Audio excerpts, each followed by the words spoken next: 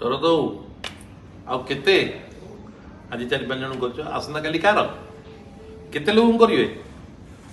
ସୁଣ୍ଡି ସାକ୍ଷୀ ମାତାଲ ଭଳିଆ ଆପଣ ଯାହା କହିଲେ ସନ୍ତୋଷ ସିଂ ସାଲୁଜା ଭଳିଆ ଲୋକ ଦସ୍ତଖତ ପାଇଲେ। ହାୟରେ ବିଧାତା କଣ ହେଲା କଂଗ୍ରେସ ଦଳ ସନ୍ତୋଷ ସିଂ ସାଲୁଜା କହିଲେ ସାରା ଓଡ଼ିଶା ଜାଣିଥିଲା ସିଏ ମଧ୍ୟ ଏ ଅନ୍ୟାୟର ଭାଗିଦାରୀ ହେଲେ କାହାକୁ କହିବା ସମସ୍ତଙ୍କ ଡର କାଳେ ମୁଁ ଦାଦା ଭାବୁଥିବେ ମୁଁ ହାରି ଯାଇଛି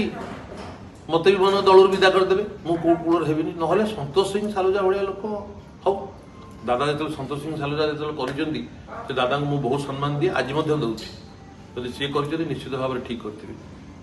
ଯୁବ ଛାତ୍ର ମହିଳାଙ୍କର ସମସ୍ତଙ୍କୁ ସିଏ ବାହାର କରିପାରିବେ ସେ ଜଣେ ପାଠୁଆ ବ୍ୟକ୍ତି ଆପଣ ଦେଖିଥିବେ ଆସେମ୍ବଲିରେ ଯଦି ସିଏ କରିଛନ୍ତି ମାନେ ଠିକ୍ ଥିବ ମୁଁ ତ ମୂର୍ଖ ଲୋକ କିନ୍ତୁ ଶରତ ମୋତେ ସସ୍ପେଣ୍ଡ କରିଥିଲ ମୁଁ ଥରେ ପ୍ରେସ୍ କନଫରେନ୍ସ କରିଥିଲି କିନ୍ତୁ ଯେଉଁଭଳି ଭାବରେ ତୁମେ କରୁଛ ଚୁପ୍ ବସିବି କ'ଣ କରିଥିଲା ଶ୍ରିୟା ପଣ୍ଡା କ'ଣ କରିଥିଲା ରାମ ଗୋଚ୍ଛାୟତ ଏ ଯେଉଁ ପିଲାମାନେ ପ୍ରକାଶ ମିଶ୍ର ନାଁରେ ତୁମେ କେସ୍ ଦେଇଛ ମୁଁ ଶୁଣୁଛି ଅନ୍ୟ ପିଲାମାନଙ୍କ କଥା ତ ମୁଁ ଜାଣିନି ମୁଁ ତାଙ୍କୁ ଚିହ୍ନିବି ନାହିଁ ସେ ଯେଉଁ ପିଲାଙ୍କୁ ତୁମେ ସସ୍ପେଣ୍ଡ କରିଛ କ'ଣ କରିଥିଲେ ସେମାନେ ତୁମେ ପ୍ରକାଶ ମିଶ୍ର ନାଁରେ କରିଛ ତାକୁ ସସ୍ପେଣ୍ଡ କଲ ଠିକ୍ ଅଛି ଅଲଗା ପିଲାମାନେ କ'ଣ କରିଥିଲେ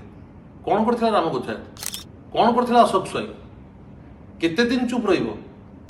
ଗୋଟେ ଦଳିତ ନେତା କଟକରେ ରାମ ଗୋଚ୍ଛାୟତ ବାହାରିଥିଲା କ'ଣ ଗୋଟିଏ ପ୍ରମାଣ ଦେଲ ତା ନାଁରେ ଗୋଟିଏ ସିଙ୍ଗିଲ ପ୍ରମାଣ